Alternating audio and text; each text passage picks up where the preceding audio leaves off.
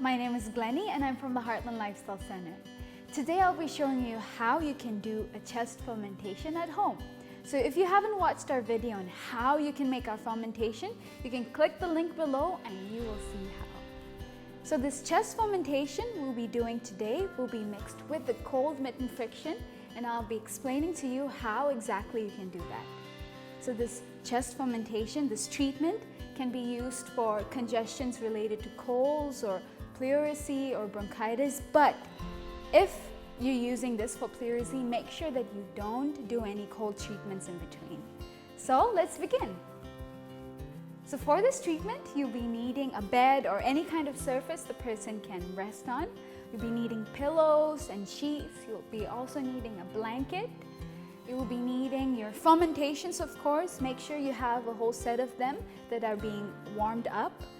You'll be needing this basin with some ice and some water along with mittens, or if you don't have mittens, you can just use a cotton cloth. This will be for our cold mitten friction. Besides that, we'll be needing a kettle, and this kettle will be used for our hot foot bath.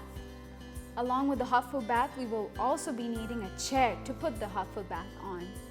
We'll be needing towels to put underneath the fermentation so the person doesn't get burned. And last but not the least, we'll be using other towels which will be used to dry off the person after we do the cold mitten friction. Today I'll be demonstrating this treatment on my friend Carlin, and you can see she's already lying down on this bed that I had prepared for her, and you can see that her feet is in this tub of hot water. Just make sure it's warm enough and comfortable. The thing about the hot water is that it aids with the decongestion, and just make sure that you increase the temperature of the water once the person is comfortable with the temperature. You can use a kettle to do that. So since I got this fermentation from the microwave, make sure that you have some kind of protective gear if you're too sensitive to the heat. I'll be putting the fermentation on some towels so it doesn't burn the person. Okay, you can make it as big as you want it to be. And then I will be placing this fermentation on this person. And then I'll be covering her up.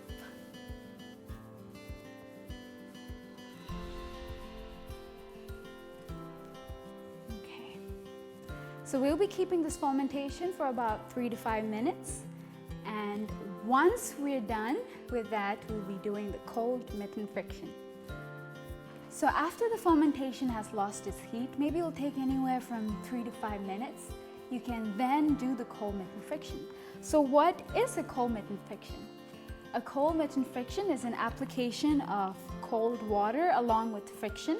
So for this, I'll be using ice along with some water and some mittens over here. But if you don't have mittens, don't worry. You can use a cotton cloth of any sort, and it will do a good job. So cold mitten friction is used to increase your white blood cells, your circulation, to stimulate, and all of that good stuff. So let's try doing that right now. I'll be taking the fermentation off.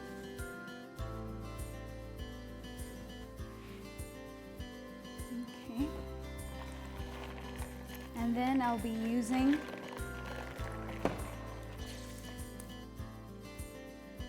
this mitten and create this friction for about 30 seconds. That's when the countdown begins.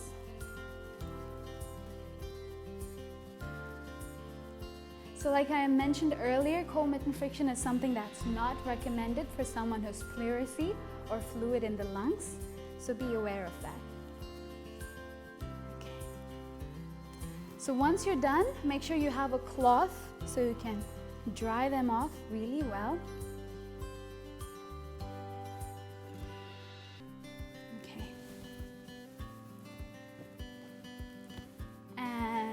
once you're done with that, you can bring in your other set of fermentation and repeat the cycle for about 3 to 4 times.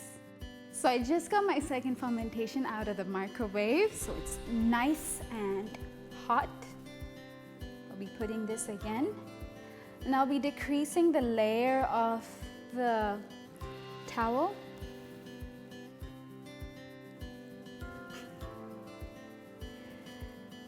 And we'll apply this on top of the chest once again.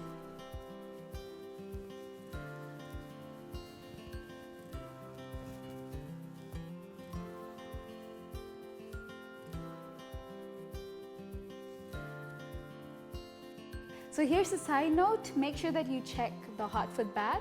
So if the person gets comfortable with the temperature, you can add more hot water from the kettle and make sure you don't burn their feet.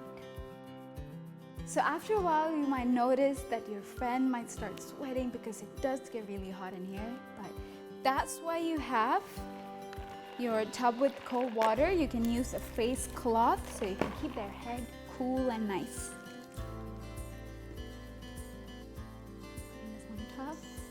That feels really good if you're sweating. So after 5 minutes, you can take off the fermentation and then repeat the cold mitten friction cycle once again.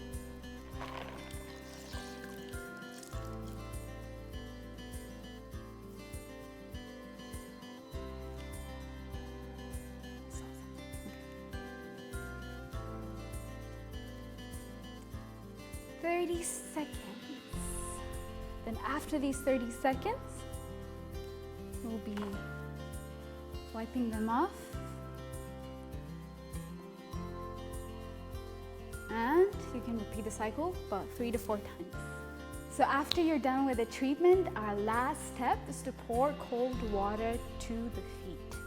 So the reason why we do this is to close the pores and to promote active dilation. So I'll be putting the feet up. And then I can use the cold water, pour it on top.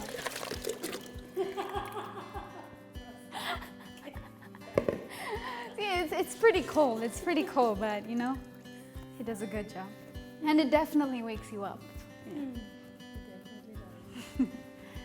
And then make sure you dry their feet really well.